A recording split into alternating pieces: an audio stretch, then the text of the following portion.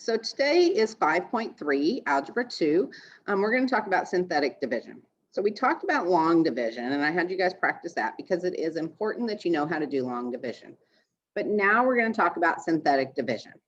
Okay, the first thing we need to see in synthetic division, just like in long division, is that we're not missing any exponents here. So this starts with a 2, then it goes to a 1, and then it goes to a 0. Okay, so we're not missing any. If we are missing any, we have to include, so if it went, 4x to the third plus 2x, we would have to include a 0x squared and a 0, so just a 0x squared in there, okay?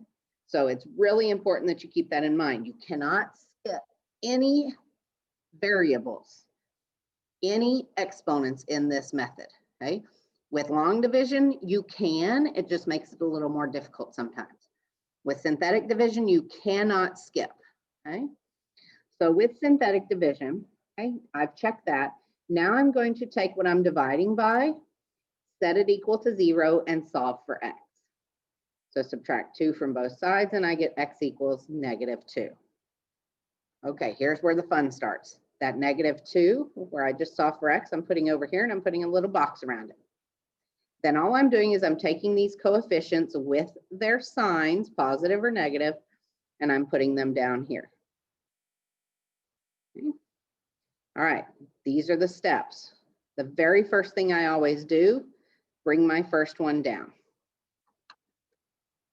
Now I'm doing multiplication. -2 times that 2 underneath is -4.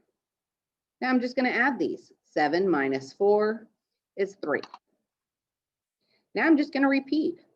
-2 times 3 is -6. 9 minus 6 is 3. Okay, so here's what has happened. I started out with an x squared, an x, and no x. So this was an x squared, this was an x, and this was a no x. Now, as I did my division, each of these lost an exponent. So in other words, this changed from x squared to down here, okay, it's now just an x. This changed from an x to a constant. So this is going to be 2x plus 3, and this last value is always my remainder. Okay, so plus 3 over, just like in our long division, whatever we divided by, written as a polynomial or binomial in this case. So much easier, right? I know. Okay, but we have to teach you that other method, the long division method, because you have to know how to do it for certain things in calculus. Okay, so let's go on ahead and let's look at the second problem. The first thing I'm going to look at, am I missing any exponents? No, I'm not. Next thing, I'm going to solve this. So x plus 1/2 equals 0 minus 1/2 minus 1/2. Okay, so x equals -1/2. Okay, so that's what I'm going to be putting in my box there. And now I'm going to bring down each of my coefficients. And remember, when I bring down those coefficients, I have to bring down the signs with them. So that's going to be a 4, a -12, and a 9. Okay, now I'm going to bring down my first term. -1/2 times 4 is -2, right? So really that's 4 divided by -2. -12 minus 2 is -14. -14 divided by -1/2 is 7. 9 plus 7 is 16. That last number is always my remainder.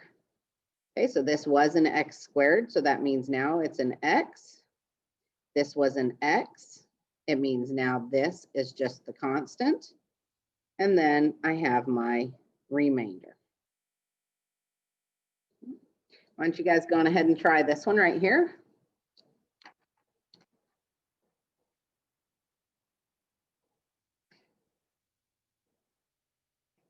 Okay, hopefully you've tried this. So I am going to check these first, and then I'm going to set this equal to 0 and solve.